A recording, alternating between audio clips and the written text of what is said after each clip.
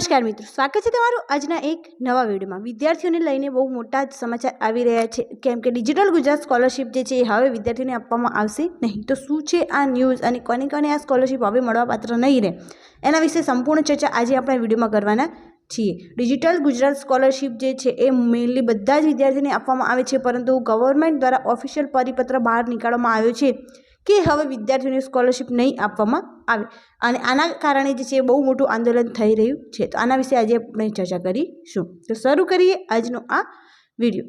Digital Gujarat scholarship 2024-25 વિદ્યાર્થીઓને scholarship મળશે નહીં, તો ઓફિશિયલ પરિપત્ર જે છે ગવર્મેન્ટ દ્વારા જાહેર કરવામાં આવી ચૂક્યો છે। પોસ્ટ મેટ્રિક સ્કોલરશિપ 2024 સરકારનો પરિપત્ર સ્કોલરશિપ અંગે બંધ જે છે એનો પરિપત્ર આવી ગયો છે, અને વિદ્યાર્થીઓ દ્વારા જે છે એની અંદર આંદોલન પણ કરવામાં આવી ચૂક્યું છે। અને આ જે છે એક ન્યૂઝપેપરની અંદર આની ઇન્ફોર્મેશન આપેલી છે કે સરકારે મેનેજમેન્ટ વેકેન્ટ કોટામાં શિષ્યવૃત્તિ બંધ કરી છે। જે મેનેજમેન્ટ વેકેન્ટ કોટા હોય એની સ્કોલરશિપ જે છે એ સરકાર દ્વારા બંધ કરી દેવામાં આવી છે।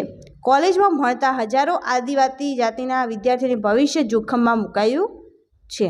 તો જે આદિવાસી જાતિના જે વિદ્યાર્થીઓ છે એમની સ્કોલરશિપ જે છે એ બંધ કરી દેવામાં આવી છે। ગુજરાતની ડિગ્રી ઇજનેર, ડિપ્લોમા ઇજનેરી, નર્સિંગ, ફિઝિયોથેરાપી સહિત ટેકનિકલ પ્રોફેશનલ કોર્સની ખાનગી કોલેજમાં ચાલુ વર્ષે મેનેજમેન્ટ કોટા વેકેન્ટ કોટામાં પ્રવેશ મેળવનાર આદિજાતિના એટલે કે એસટી કેટેગરીના હજારો વિદ્યાર્થીઓનું ભવિષ્ય જોખમમાં મુકાયું છે। સરકાર આ વર્ષથી મેનેજમેન્ટ વેકેન્ટ કોટામાં પ્રવેશ મેળવનારા વિદ્યાર્થીઓની શિષ્યવૃત્તિ જે છે એ નહીં આપવાનો ઠરાવ કર્યો છે, પરંતુ આ ઠરાવ કેન્દ્રીય પ્રવેશ પ્રક્રિયા પૂરી થયા બાદ ઓક્ટોબરમાં કર્યો હતો, જેને પગલે કોલેજ વિદ્યાર્થીને માંડી રાજકીય પક્ષો દ્વારા ઉગ્ર વિરોધ કરાયો હતો, અને ઉગ્ર આંદોલન કરવા છતાં પણ સરકારે બીજું સત્ર શરૂ થતાં પહેલાં આ સુધી મુદ્દે કોઈ સ્પષ્ટતા કરી નથી કે કોઈ ઠરાવ કર્યો નથી। તો જે આદિવાસીના જે વિદ્યાર્થીઓ છે, જે એસટી કેટેગરીના વિદ્યાર્થીઓ છે, એમને સ્કોલરશિપ જે છે એ બંધ કરી દેવામાં આવી છે મેનેજમેન્ટ વેકેન્ટ કોટાની અંદર।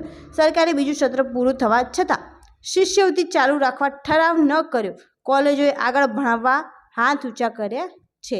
જો ગવર્મેન્ટ એમને સ્કોલરશિપ નહીં આપે તો ચોક્કસપણે એમને ફી ભરવી પડશે, અને એમની પાસે પૈસા નહીં હોય તો ફી કઈ રીતે ભરી શકશે, અને ફી નહીં ભરે તો જે કોલેજવાળા જે છે એ પણ એમને એડમિશન જે છે એ કેન્સલ કરી શકે છે। ડિગ્રી ઇજનેરથી માંડી ડિપ્લોમા ઇજનેર અને નર્સિંગ, ફિઝિયોથેરાપી સહિત કોલેજમાં એસટી કેટેગરી અનુસૂચિત જાતિના વિદ્યાર્થીઓને ભારત સરકારની પોસ્ટ મેટ્રિક શિષ્યવૃત્તિ યોજના અંતર્ગત સ્કોલરશિપ આપવામાં આવે છે। આ યોજના અંતર્ગત કેન્દ્ર સરકાર 75% અને રાજ્ય સરકાર 25% ગ્રાન્ટ આપે છે।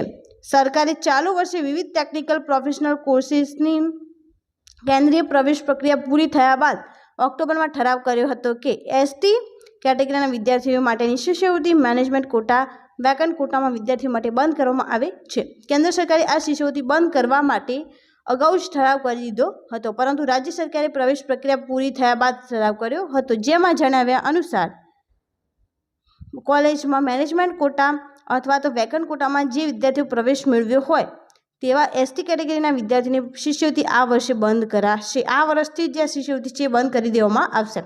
કેન્દ્રીય પ્રવેશ પ્રક્રિયા મારફત સરકારી કોટામાં પ્રવેશ મેળવેલ વિદ્યાર્થીઓ બાદ જો સરકારી કોટામાં કોઈ સીટો ખાલી રહેતી હોય તો એવી સીટો મેનેજમેન્ટ કોટામાં ટ્રાન્સફર થાય તો મેનેજમેન્ટ કોટા સહિત આ તમામ બેઠકોને પણ મેનેજમેન્ટ કોટા જ ગણવામાં આવશે। જ્યારે ટેકનિકલ નર્સિંગ સહિતની કોલેજમાં વેકેન્ટ કોટામાં જ સૌથી વધુ પ્રવેશ થયા હોય છે, અને કોલેજો હજારો વિદ્યાર્થીઓને પ્રવેશ આપી દીધા હોય છે। માત્ર ડિગ્રી ડિપ્લોમા ઇજનેરમાં જ 4000થી વધુ વિદ્યાર્થીઓ પ્રવેશ એસટી કેટેગરીના વેકેન્ટમાં થયા છે। મીન્સ કહી શકાય નર્સિંગમાં તો મેઇનલી જે છે વેકેન્ટ કોટાની અંદર જ એડમિશન લીધેલું હોય છે। આ મુદ્દે કોલેજોમાંથી માંડી સંચાલકો અને વિદ્યાર્થીઓએ ઉગ્ર આંદોલન કર્યું હતું। તેમાં સરકારનું પુનઃ યોજના ચાલુ કરવા અને 1 વર્ષ માટે રાહત આપવા માટે લેખિત રજૂઆત કરાઈ હતી, પરંતુ તેમ છતાં સરકારે હજુ સુધી કોઈ સ્પષ્ટતા કરી નથી કે કોઈ પરિપત્ર કે ઠરાવ કર્યો નથી।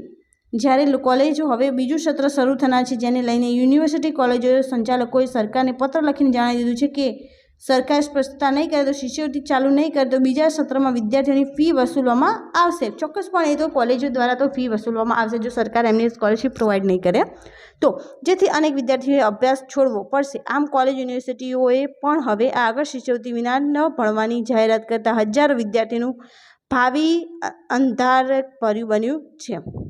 તમે જોઈ શકો છો કે બહુ બધા વિદ્યાર્થીઓએ આની અંદર એડમિશન લીધેલું છે મેનેજમેન્ટ કોટાની અંદર.